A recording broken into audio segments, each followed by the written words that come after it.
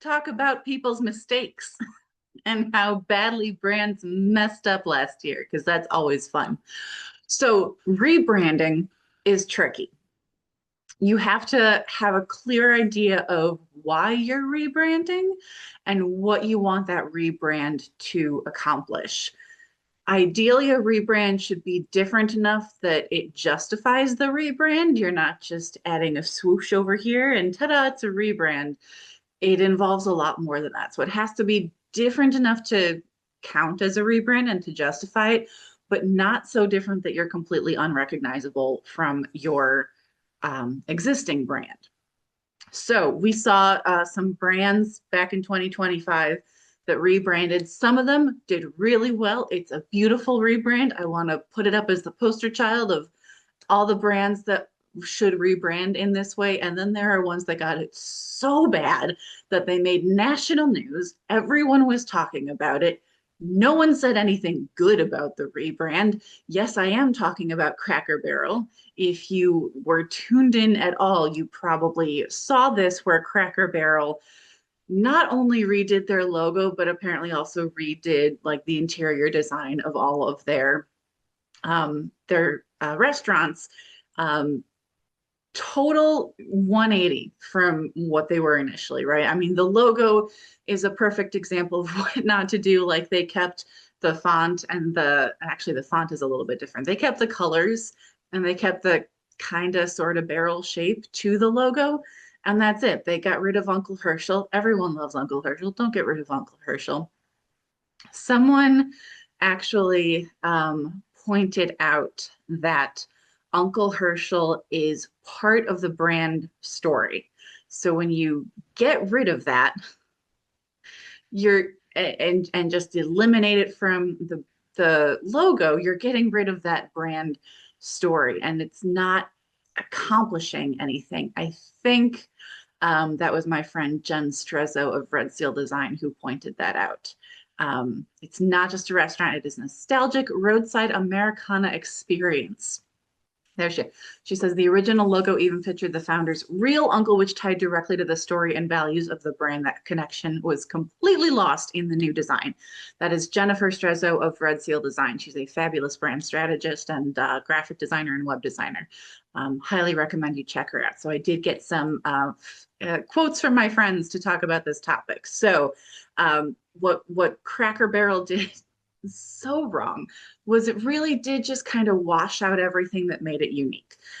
Apparently, from what I've heard, they did the rebrand. They felt it was necessary because they were losing traffic. Their business was down. They needed to bring in new customers. That's great. I get it. That's also why I've been going through my rebrand lately, right?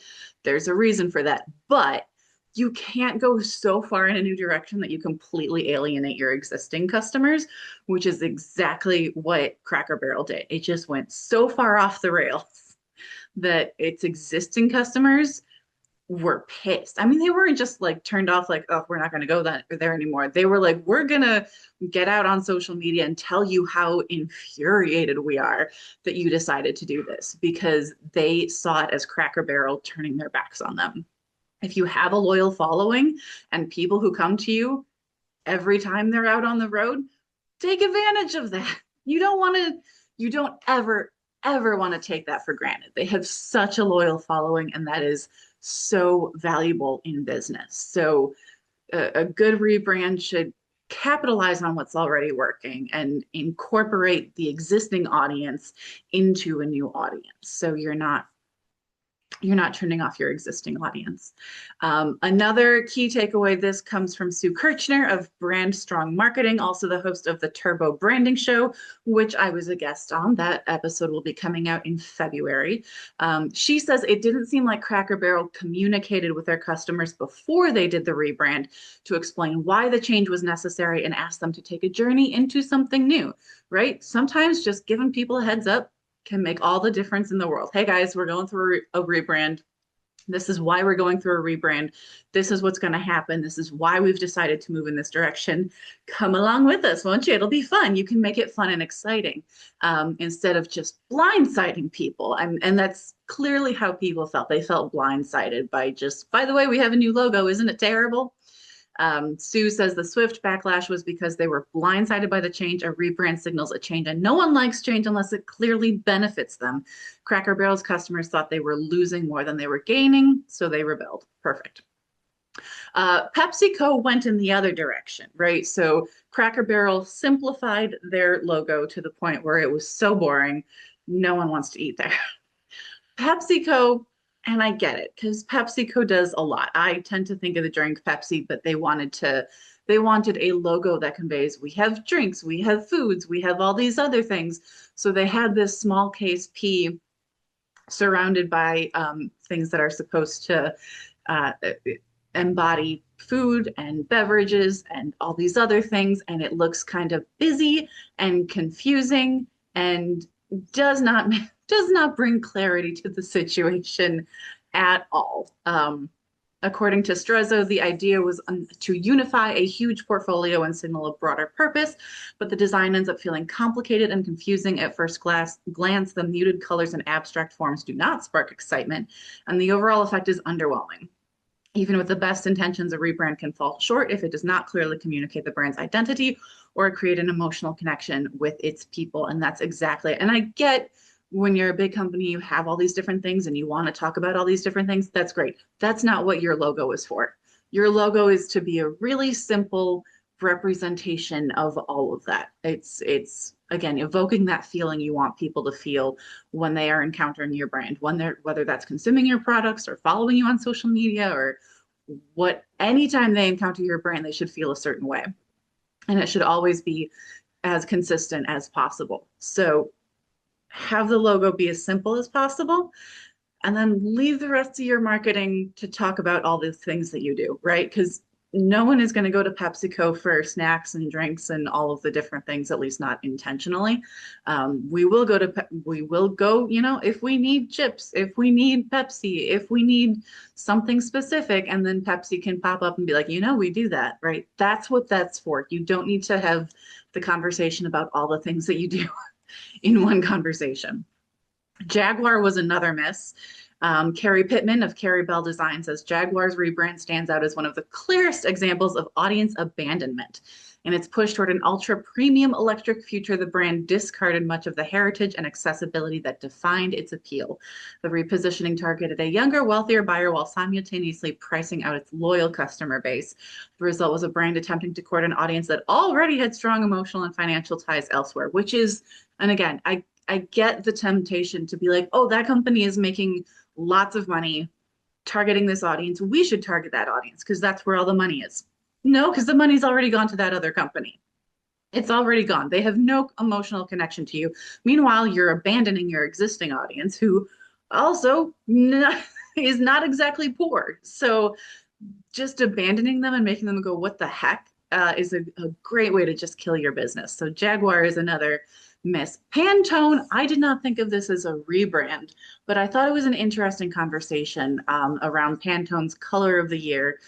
For 2026, actually, they announced it as Cloud Dancer. All I saw of this conversation was the comedians making fun of it and being like, that's white. The color of the year is white. Really?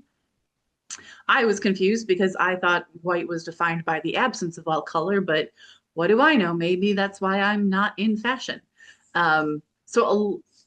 Designers, again, this is Carrie Pittman, designers publicly rejected the selection while with some even destroying their color chips in protest.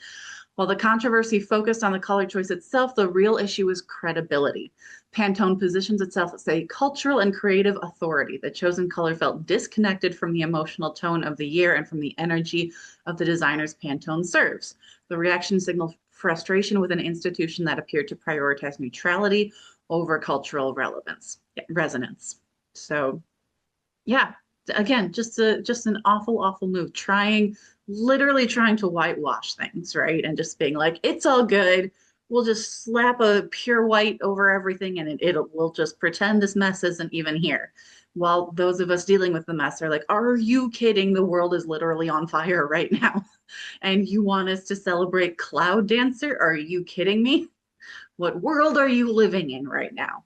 Sometimes trying to avoid the controversy makes you the controversy, and that's never a good place to be in. Warner Brothers Discovery slash HBO Max. I had just gotten used to calling it Max when they announced, by the way, we're switching back to HBO Max. And I'm like, why? What does that benefit? It makes no sense. There are so many jokes about how many times it's been HBO Go, HBO Now, HBO Max, and then back to HBO Max, because that makes sense. Again, Carrie Pittman, by distancing the platform from the HBO name in an effort to broaden appeal, the company diluted one of the most trusted premium brands in entertainment. Customers did not gain clarity. We lost confidence. Instead of signaling prestige and quality, the brand became something that required explanation.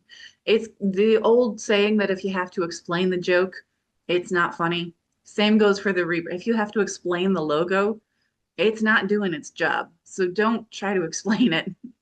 Um, so that's it. The lesson there is when a brand's value is clarity and credibility, simplification without strategy creates confusion, not scale. So that is the worst rebrands of 2025. I always love to start there because it's always so much more fun talking about the massive fails.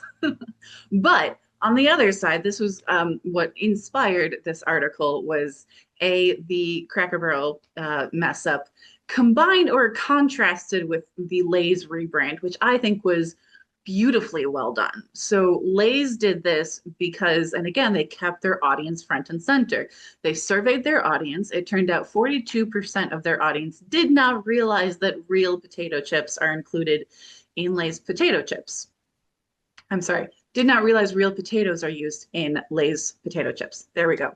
That leads me to wonder what they thought they were eating. But you know, we live in a world of Frankenfoods, so I guess they can be forgiven for that mistake. So Lay's did a very intentional, very strategic rebrand. It was all about educating their customers and making it clear their chips are the real thing. Jen Strezzo says this is not just a visual update, it is a clearer story about what the brand stands for today. It strikes a smart balance between evolution and brand recognition, which is why it works. And then Kirchner said there was a strategic rationale around the rebrand that benefited the customer, not just the company. The rebrand signaled new healthy product changes, better ingredients, less fat, removing artificial colors and flavors, and even reminding their customers that their products use real potatoes. Excellent, excellent, well done. So the rebrand, it still looks very much like Lay's. They got a fun new font. They got some bold colors. They have what looks like sunbeams, like centering into their logo. So it really evokes this feeling of sunshine and warmth and being outside, maybe even on a farm growing real potatoes. Who knows, right? So that was excellently well done by Lay's. Adobe was another good one. Adobe's rebrand was similar to the Lay's rebrand in that they focused on what was already working and figured out how to optimize it. Strezzo says, subtle logo tweaks, a cleaner red, a shift from negative to positive space, a more flexible visual system, and updated typography all feel intentional. The brand now feels more confident and modern, yet instantly recognizable. It's a great example of how you can update and be more modern without being like, wait, what, you were all about this and now you're just flip-flopping? What the heck? It's more modern without losing touch with what already worked. REI is another example of a rebrand that went so well that only marketers and branding strategists are talking about it. Rather than trying to create a new identity through a new logo or interior design for their stores, REI refined its brand in a way that focused on its strengths. Pittman says the brand leaned deeper into community stewardship and clarity across digital and retail touchpoints. By prioritizing real stories and real values, REI reinforced trust rather than chasing novelty, which is such a good point. Trust is the key. It is tempting to go for the novelty. I understand the temptation because we're all chasing the shiny new thing, right? And there's a time and a place when we all tend to go towards the shiny new thing, but sometimes we just go for comfort. Sometimes we just go for the thing that we love, right? I cannot tell you how many times I have watched the entire series of Buffy the Vampire Slayer. It is no longer shiny or new. It is comforting. It is tried and true. It is something I know exactly what I'm getting. So when I need comfort, that's where I go. Same thing for your brand. It should be people know exactly what they're going to get when they're dealing with you. So we don't always like surprises. Shiny, new, exciting, sure. Surprises, not always. IKEA is another good one. Excellent rebrand that incorporated new elements of the brand without losing touch with what was always unique about them.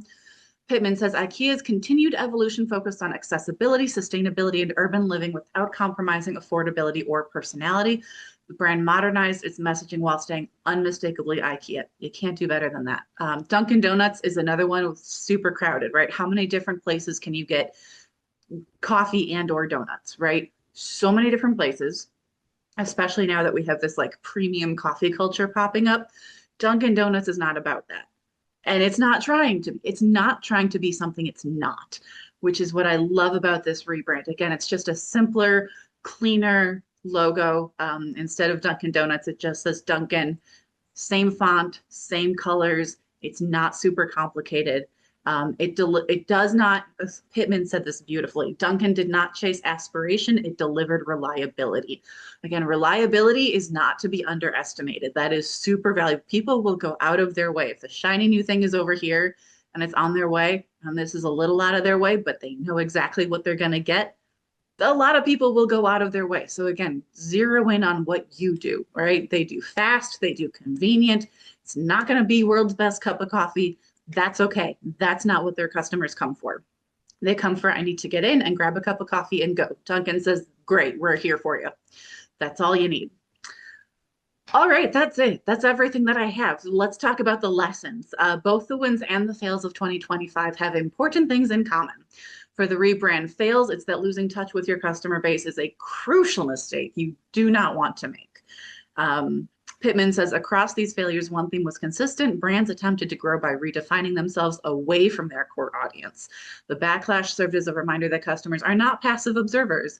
They notice when a brand stops speaking to them and they respond accordingly. By contrast, none of the rebranding wins were loud or flashy. They tended not to gain much attention because no one got upset, so there was nothing newsworthy about their new brands. That's a good thing. That's what you want. Pittman said the brands that succeeded focused less on reinvention and more on alignment. I love that because branding and marketing should all be aligned with who you are and what you do and whom you serve and the problem you solve, and it should all work together beautifully. And sometimes the best reason that you need a rebrand is when those things are kind of out of alignment and you need to refocus. So the brands that succeeded in their rebrand last year absolutely won that game. Kirchner says a rebrand is a heavy lift, so it needs to be done for a strategic reason. It should only be done when you have a strong growth opportunity, such as entering a new market, targeting a new customer segment, or launching a new product or service, or if your field brand is actually hurting your sales. So that is it. That is everything that I have for you today, all about the best and worst brands of rebrands of 2025. If I missed anything, if there's another one out there that you're like, you totally missed this, Allison, it was such a awesome flop or a really excellently well executed rebrand, please let me know. You can let me know in the comments. Please like and subscribe if you have not already. You can follow me over on LinkedIn as Allison Verhalen, and you can reach me. My website is AV, as in my initials, Allison Verhalen. So that is avwritingservices.com. You can reach me directly at info@avwritingservices.com. If you have any questions, if you are thinking of going through a rebrand and you want to make sure you're doing it right, please let's talk. We can absolutely make sure that you do it right. Other than that, have a great week and happy blogging.